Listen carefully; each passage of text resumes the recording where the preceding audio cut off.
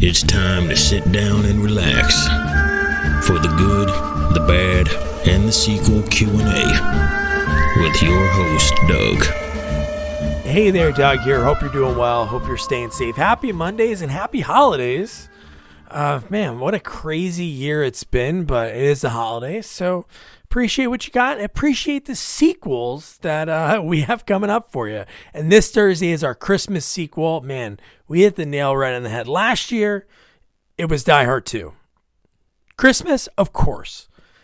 This year, Jack Frost 2, The Attack of the Mutant Killer Snowman. Absolute bonkers movie, free on YouTube. And of course, for us to cover a movie, we got to interview somebody involved. And we interviewed one of Jack Frost's victims. She played Cindy in the movie, had a really cool kill scene in it. And that's Stephanie Chao-Parkes. Stephanie provided a lot of behind the scenes from Jack Frost 2 and just her ways around Hollywood, from acting, from being in music videos for big name bands that weren't big yet. That's a really cool story that she gets into.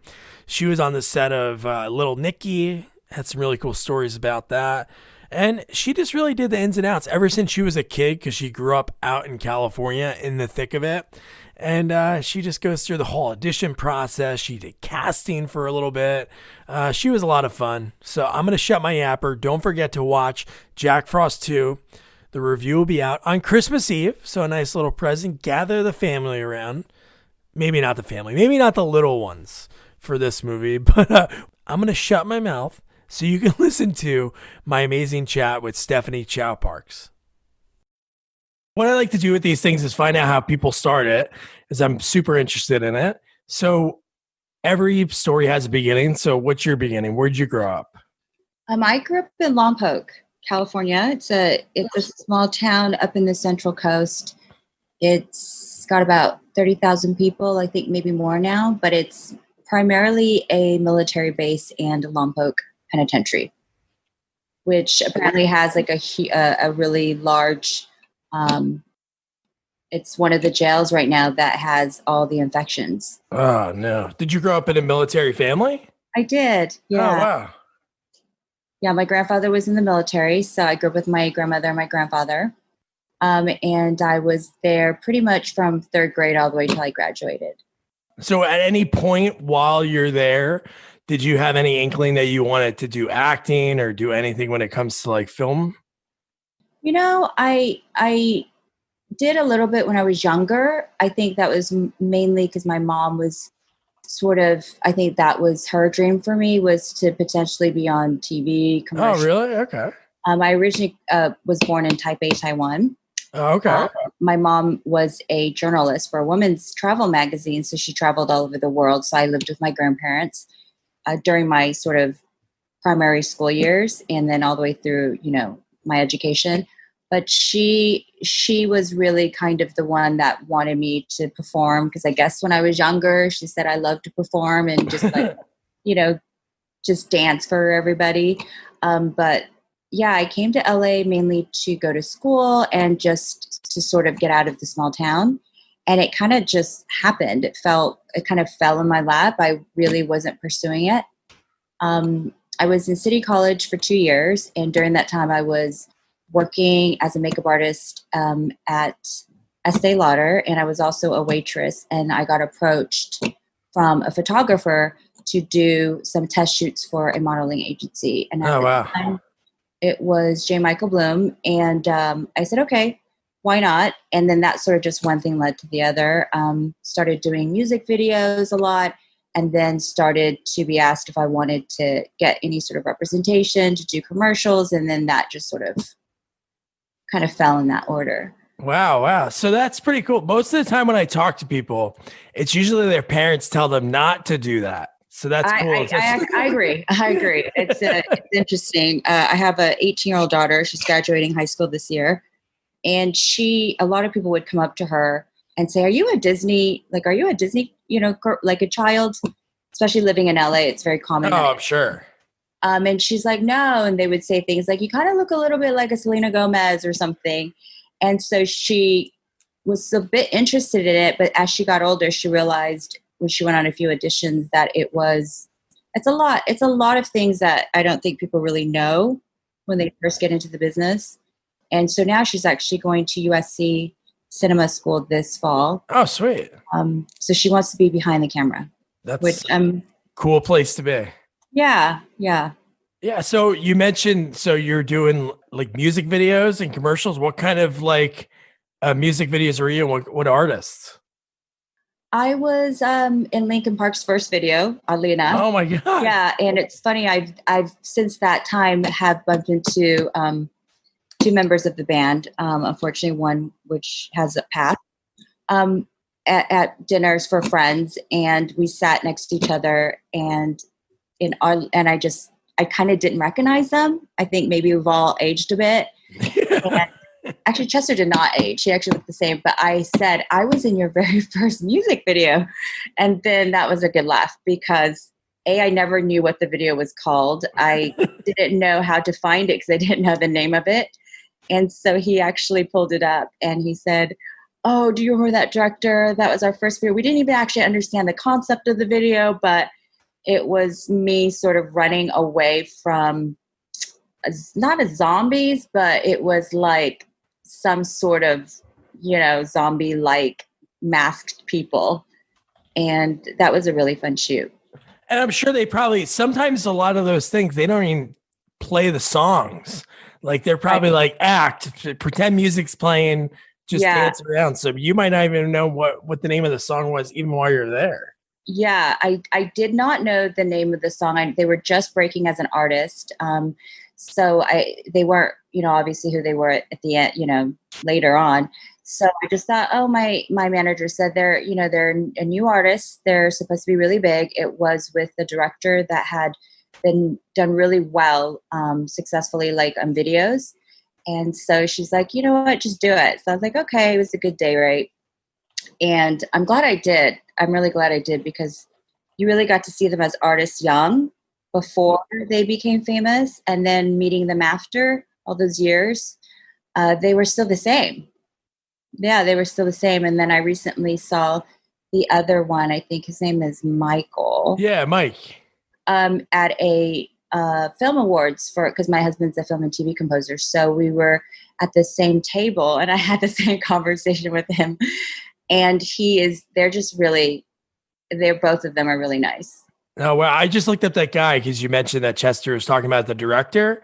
That guy did do a lot of big music videos. He did Britney Spears, Mandy Moore, LFO, like all within that big like MTV video for, obviously the videos were big in like the 80s, but this guy did all the Sublime music videos and there was only a few of those. So that's pretty cool. Right.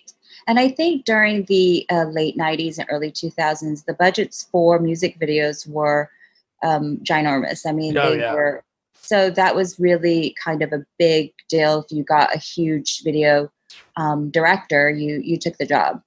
So that's always interesting. I did a few other ones. Like I think I did a Wycliffe one, and I did one for the Wallflowers, which I like that song a lot, and I'm a big fan. So that was fun.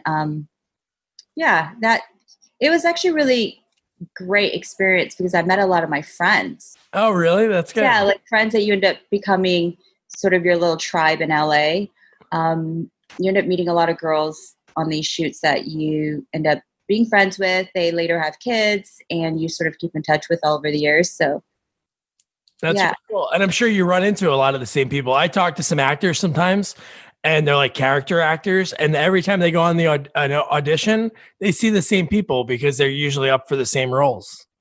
Oh, yeah. Any sort of Asian female, half Asian female during that time, I definitely had been in a room, once or twice with. And a lot of them became super successful. It's so funny because I said, oh, I'll see an Asian actress. I'm like, oh, she really stuck it out. Good for her. Like, I remember we were going out for the same part. So, yeah, it's really sort of an interesting thing. Yeah. Now, one thing that's on your IMDb, and it's never usually 100% right, but they have, it could be wrong. It has you listed as a casting director for something, or is that wrong? Yeah, no, that is right. I had a friend of mine, Ash. He is actually cousins with Sasha Cohen. Yeah. I said, wow, look at that. He is just he's a very talented writer, director, and he came up with this movie who Misha Barton was a child in that movie. And he, it was a very low budget film. We were friends, and he said, "Hey, would you like to help me sort of coordinate this production?" And I said, "Yeah, I would love to. I would love to get that experience." And we put a casting call out. I think at the time it must have been Backstage or some magazine like that. I don't know if we actually went through agencies. No, we might have. And during the breakdown, we listed on the breakdown, and all these kid actors showed up. Because the film was about two kids that hold up a bank. And it was sort of the beginning of all these sort of the gun violence that was happening in America. And so he was really on the nose about that. And we casted her. She was amazing. I remember she was at the audition. I was in the room. We rented a studio in Santa Monica to do the audition. She was amazing. So yeah, I got, I guess, casting credit for that. That's cool. What was that like? Because you were auditioning, I'm sure, before that for other roles. What was it like being on the other side and seeing people have to go through that grueling process? I just was so impressed by the kids' process. I mean, it's a daunting process. You definitely get rejected, and even if they are really impressed with you, you don't often know it. So I think seeing all these kids, and I think they were so young at the time. I don't think they were over the age of 12. They coming in and just sort of being in the moment, doing the part many different times. I don't even know if we had lines. I think we made them do it off the cuff, just sort of improvisational. Like you have a gun, you're holding, and so that physical action as well of holding a gun and holding up a bank, which you would never even know about at that age, was really, I was impressed. I was like, these kids are, some of them just have that natural talent, that they're going to do well. Yeah. You know, I've interviewed a bunch of people that worked with people that got big, like Jennifer Love Hewitt, like her first movie. And they say like, hey, you could tell like right away that this person, it just has something different about them, I guess. Yeah, definitely. But wow, that's so cool. And then Burt Reynolds was in that movie. So were you on set when they were filming it too? I think I went by one time, and at the time, I think it was early 20s. I was working at a bar, Backstage. It's called Backstage. It was owned by Ian Copeland. And so I was waitressing and bartending, and I think I just probably had to work and wasn't able to actually facilitate the shoot. But it was a very small shoot. Yeah. So it was almost guerrilla style. And I think you could probably still find that online. It's called Bang. Yeah, it has it on here as Pups. Maybe it has a couple different names. Maybe it was Pups. They switched it. I don't know. I could be getting mixed up. Bang could be like the project, like when it was first being developed, right, or on the script, and then they could have changed it. Absolutely. Happens. That happens quite often when the names get changed. Yeah, that was pretty cool. And I saw that on there, like, oh, that's awesome. So then from there, obviously you're still auditioning and everything. The first credit that's on here, they have you in something called Heat, Vision, and Jack, which was like Jack Black. The first thing I did was even earlier than I think. Oh, wow. Jack Frost was an indie film, and I went in to play a maid. And they gave me lines, and I said the line. It was a union, low budget, and I said the lines, and afterwards, I filled out the paperwork. I think it was a 2-day day shoot, and they said, okay, what's your SAG? Which are you SAG? And I said, I'm what? No, I'm not SAG. And I think at that moment, the look on the producer's face was like, well, you are now, because they had to sort of Taft-Hartley me in right then. Didn't want to pay the fee, obviously, once I was like, whoa. But that was my in for the union, so that was really good. I got lucky. Yeah. They didn't know that you were in it, and then now you're in it. So that was cool. Yeah, so that was my first. Heat, Jack, and Vision came a bit later with Jack Black. Yeah, I saw who was in that. That's a lot of people in that. It was just a TV short. Yeah, it was funny. I think it was a bit ahead of its time. So I went in for an audition. I believe, I want to say Ben Stiller was there. It's so long ago, but I actually vaguely knew him from Friends. Oh yeah, he directed it. Yeah. Yeah, so it was kind of one of those things where I kind of knew him from a peripheral, and I got it because it was a one line or something like that.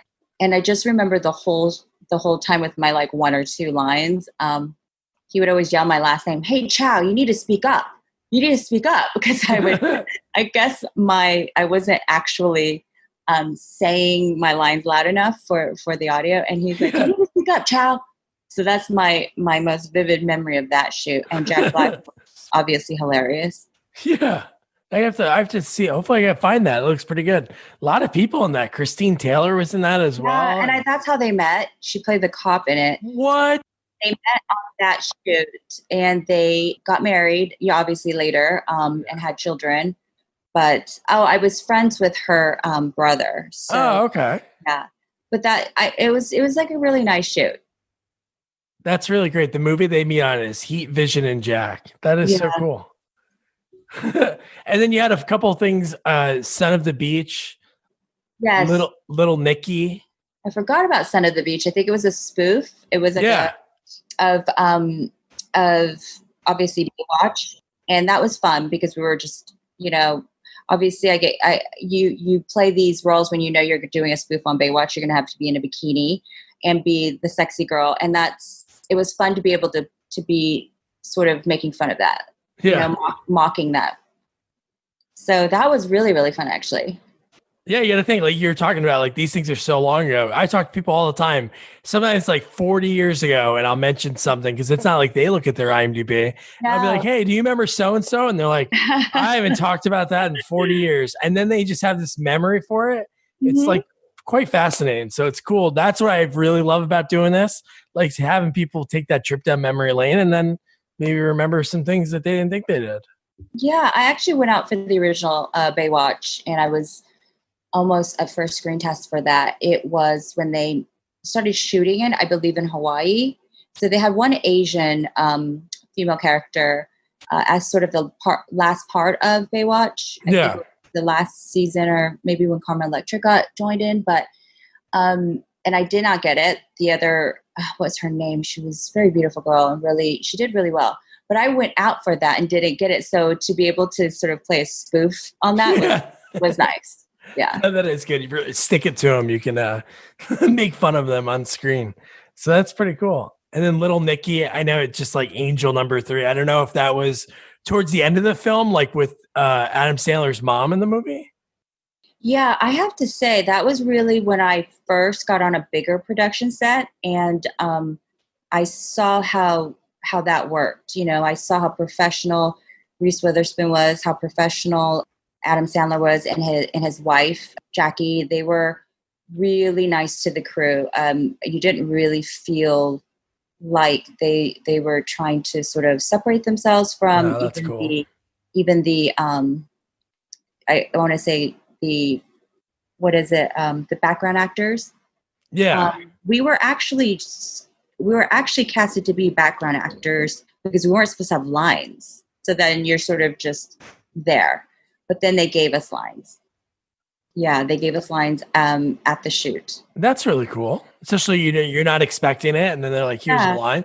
So I'm sure that gives you get more money, right? If you have a line in something. I mean, every now and again, I get these random, residual checks that aren't very big, but it's from Little Nicky. That's and cool. I can just imagine, residual checks for the main leads. I mean, that movie did really well. Yeah. And it does get played over and over. So, and actually it's my friends from back home kind of really knew that I started acting only based on that movie because so many people watched it being, Adam Sandler, Reese Witherspoon. They were like, "Hey, we saw you. Was that you in that movie?" Kind of missed everything else I did, but that was definitely something. They're like, "You made it," and you're like, "I've been doing a lot." I was like, stuff. "Yeah, I don't know if I made it, but it was amazing to have that experience." And also, Harvey Keitel was in that. Yeah, he played Satan. I kind of just remember being in awe of being able to sit there and go, "Oh my gosh, it's Harvey Keitel. I love him." Yeah. That's awesome. And then right around that same time was the one that we reached out to you for, which was Jack Frost 2. I know you're saying you didn't have any lines in it, but it was so funny. I was like, I really would like to. I did not get the chance to watch that before. I watched it. I watched your scene because Okay. it was free on Vudu. Yeah, you didn't have any lines unless it was somewhere earlier. I didn't see you if you had any, but it seems like was that the only scene you shot? I did actually. No, it was another shot at the party, a tropical sort of gathering inside a bar buffet type area. Oh, okay. So I think I did have one line, but I do remember not knowing much about the project, and my manager at the time telling me it'll be fine because it's a sort of a funny horror film. Yeah. And they're like, you're going to have to die. And I said, how do I do that? It's not as easy as you think, dying. And then they said, you're going to have to drown. And I said, how am I going to really do that? So when they put the big plexiglass over the pool, that was a little intense. Yeah. Did you have any like safety? Was there somebody else there, or was it like 10 feet over off camera? It was open. Yeah, no, there's crew. I mean, they don't have it as big of a crew, but I think definitely they had a crew. They were, you set up every little thing before you get into the shot.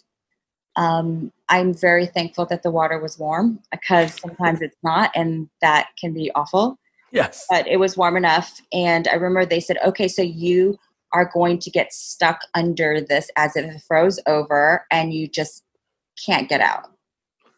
Much easier when there's actually a thing over you, right? Yeah. And if they were going to CGI that in, I don't know. But yeah, it was really fun. Yeah, it's funny, like there's obviously like growing up, I always loved horror movies and I love all types of movies, but I remember the first Jack Frost. That movie was like super ridiculous. And this one is too. He's almost like a Chucky Freddy. Yeah. Like he tries to be funny, which he is. Yeah. It's kind of like over the top. And with this one, it was pretty cool because three of the people from the first one returned for the second one, which is pretty cool. But yeah, and I didn't even realize until later that there was a bit of a following. And with this in this genre, there was a little bit of following. And I thought, oh, wow, I just thought kind of nobody would know about this, or the idea that there's this killer snowman and he looked ridiculous. And his voice was ridiculous. Nothing against the voiceover actor, but it was just the whole thing was supposed to be sort of extra. Yeah. And your scene, it was the first time that he was like fully shown in the movie. Yeah, that's right. And I guess they had like less of a budget for this one because he didn't look as good as in the first one, but one thing is around this time, there was like two movies. My fear from watching all horror movies is like getting stuck like that under a pool. So it's like that movie. And then I don't know if you remember Carrie 2. They did that Carrie sequel. I still get nightmare. Yeah. So in that movie, there's a scene like that. It's actually the kid from Home Improvement. Brad, the oldest brother, he gets knocked into the pool and she put the pool cover goes over it, and that is like such a fear of mine. So when I was watching this again, I was like, oh man, that is rough. You're like, and that's so cool, especially you're like, nobody's gonna see this, but like horror, honestly, it's so obscure. The movies that get credit because maybe they're so bad they're good, or they're just so bad and people just love them. I mean, the horror genre is one of the biggest. Oh yeah. And the fans, they're really dedicated, especially when you've got these sort of littler genre, like this specific film. I would get messages sometimes on IMDb or just random blogs where people would reach out and they were really excited about this film or the vampire film. And it was funny because I just thought, oh gosh, I don't know if anybody I know is going to watch it. Even know about it. Did your friends call you for that one too, or no? They only saw Little Nicky. They saw Little Nicky. They would see. I think they saw me in the show Las Vegas. I think mainly the ones that you see on primetime TV or that's being shown more. I get it. They're not big blockbuster films. It is about it, like a mutant snowman. But it is cool. You have like this, any of the moments that you have, you have all these things on camera of you at a certain time in your life, and it's pretty Yeah. neat. It's definitely an experience I don't regret Yeah. because you learn so much too, and you learn so much about filmmaking, the whole process. You learn how difficult it is and how when you have these amazing actors that are doing these incredibly difficult films that it's a whole production, but it's a difficult thing to do, not as easy as everyone thinks. Yeah. Now this would be the part that'd be really funny if we were just talking about Ben Stiller and Christine Taylor meeting on the set of Heat, Vision, and Jack. Yeah. That you said, Doug, I met my husband at Jack Frost 2. No, I did not meet my husband. He was in England at the time, so he did not be here until closer to 2000, I think 2 or 2001. So we did not meet until later. That's cool. How'd you guys meet? Was it through a connection that you had from people that you met on film, or? It was one of my best friends. She was a radio host on BBC Radio and MTV in the UK, really sort of known. I would say the comparison would be like a Downtown Julie Brown for us. Oh, wow. And she's one of my best friends, and her husband was one of his best friends. So we sort of just met that way. Well, that's awesome. That's cool. Yeah, I watched that episode of Las Vegas. I watched the more recent one, and a really cool scene in the beginning. You one-on-one going over some photos that you took. Yeah. With James Caan. I think I was an investigator. Yeah. I remember at that time I was feeling sick that day. So I thought, oh gosh, I just hope I can pull this off because I wasn't feeling really well for that particular shoot. I was really excited about it because I loved Vanessa Marcel. That's the lead. And I always thought she was really pretty, even when she was, I think I saw her in like soap operas when she was younger. Yeah. And I was excited about obviously James Caan. I was friends with his son. So I think when we started the scene before, when they're setting up, I said, hey, I'm Stephanie. So nice to meet you. And I know your son. And his comment was, why do all the pretty girls in this town always come up to me and say, I know your son? And I think my response was, because they do, because he does know all the pretty girls. That's awesome.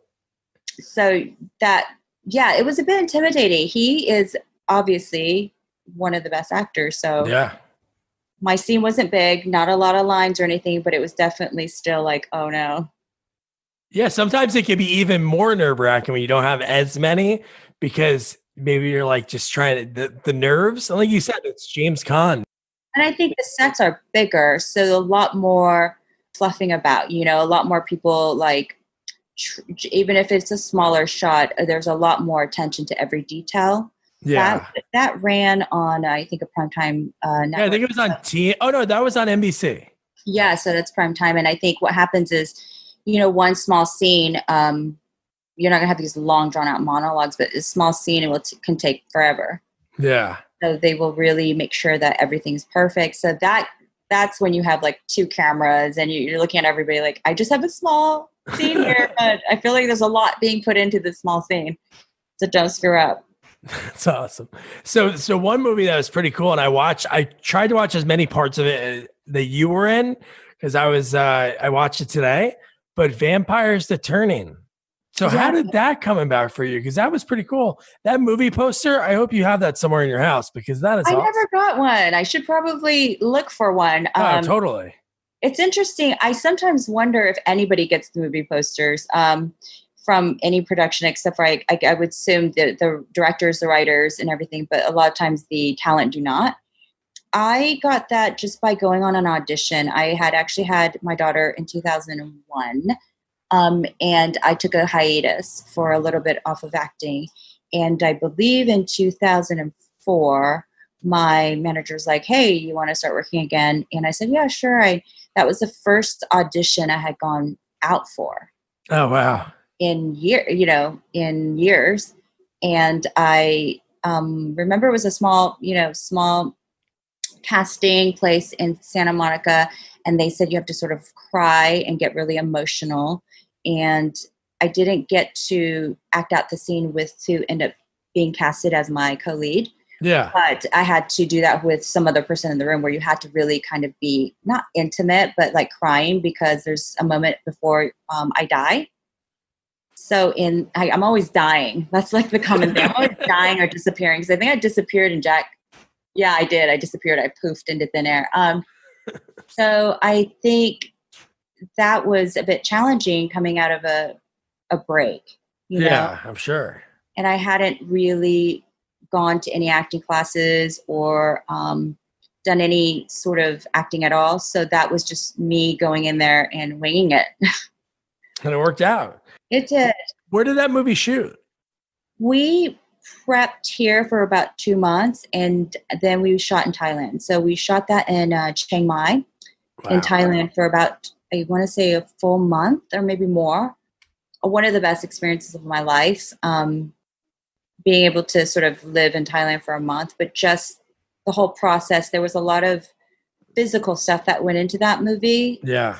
So we had to do wire training, sort of all these fighting. I had to basically learn how to fight and do sword fighting. So that was really fun. Yeah, that's pretty cool, especially if you've never done anything like that before. And then you get to learn that skill. Like you said, a month over in Thailand. So now that movie, I don't know what the budget was, but it looks really good. I want to say 14 million. Oh, it was? Wow. Yeah, it was done by Screen Gems. Oh, wow. Nice. It was directed by Marty Weiss, who had been a very successful commercial director, and originally from Chicago, and he moved to LA. So he had done really well on his own. I think this was one of his first movies. And it wasn't, I wouldn't say low budget, but it was great. Yeah. Yeah, it looks really good. And I thought the story was pretty cool too. Like him being a Muay Thai fighter and the whole turning, it was like it happened before, because that's like the whole storyline in what are those movies? Twilight. She gets turned, and in this, you turn him. I never watched the Twilight series when later on, sort of all these movies, vampire inspired. I mean, that's always been a big genre, but I always say, hey, I was a vampire first. I got to do that first. And I also, the experience of just prosthetics, having to put like different really intense contact lenses in and bangs that would actually were molded to your teeth, stuff like that. That was a really great experience from an actor's point of view. Yeah. Oh, I bet. Yeah. No, that's really cool that you're able to do that. So what made you not want to do, I'm sure you obviously something else took your interest from what you were doing when it came to acting. After coming back from Thailand, my daughter was starting preschool at the time. And so she actually went with me to shoot in Thailand. Oh, that's really cool. My mother lives in Taipei, so she just took a flight and came over and stayed with me in the duration of the shoot. So that was really a really good bonding experience for all of us. But I was able to do that job because my mom was able to come and sort of help and facilitate. And I realized that it was going to be quite difficult when there were sort of potential jobs that would require me to kind of in the same genre, like fight films or, sort of this type of thing that might be filming out of Asia. I just could not see myself having to take her, on set or maybe be gone from her for months at end. So I tried to get as many jobs here, but I think I kind of lost the zest for it. I realized that I'm not one of those people that get very excited when they show up on a set. Some people love and eat and breathe the whole set life. That's when they really come alive. I was always waiting for us to sort of be dismissed. I'm like, okay, when can we go? I'm not like that kid in class, Saved by the Bell. Yeah. I just didn't, I guess I felt like I didn't want to miss out on anything that she was doing. And I wanted to be there to pick her up every day. I just kind of didn't want to waste my time sitting in the trailer. You wait a lot. So on set, when you're acting, unless you're a lead and it's a fast, pace like a TV series, right? Yeah. You're not really doing a lot. So you are waiting for your scene and it could get pushed. So you could be told that you're shooting midday or morning, but then it could be night, or it's just kind of one of those waiting games. That makes sense. I work from home. I've been doing it the last like almost 4 years now. And have my wife home right now because she's the teacher. And with my daughter, like obviously one day we're gonna have to go back to work. And I don't know. I'm good right now. Yeah. Yeah. And I'm glad I made that decision. At the time, my daughter's father was a very successful sort of in a band and also a music producer. So we kind of made an exact sort of a combined decision, like whoever has more of a career, obviously that's priority. Yeah. And he was also going on tour quite often. So I just said, I don't want my, child to be raised by nannies. And I kind of gave it up. But you know what? When she is a director one day, she has to make sure she casts her mom. Yeah. I don't know if she'll do that. She won't even do a TikTok video with me. Not that I am very good at whatever TikTok dance she's doing, but I'm always like, come on, let's do one. She's like, no, Mom. That's awesome. So is there anything else that you wanted to do before you started doing acting and your mom kind of said, hey, you should do that? Was there any other passions that you had? I was really into photography from pretty much teenage years and really into writing. So two things that I've explored a little bit, being able to shoot for people. I mean, fashion wise, I was doing a little bit of I think I picked it back up about a year ago. Oh, awesome. And also I started writing classes at UCLA, script writing. So that's, I think more what I'm really interested in is probably the script writing. Oh, awesome. Yeah. It's a good time for it. But then sometimes it's like the perfect time to do something like that. It's the hardest time to do something like that. It's incredibly difficult. I think all my successful, or non-successful writer friends are home now with their kids. They've got deadlines or things that need to be turned in. And they're just like, ugh, God, what are we supposed to do? We're teachers, we're homeschooling, and we've got to sit down and, finish whatever they're working on. It's incredibly difficult. Yeah. Well, that's, what, this has been awesome. Thank you so much for taking the time. Of course. Because it's so cool just to be able to talk to everyone that has ventured off to do this, because like you said, it's not easy.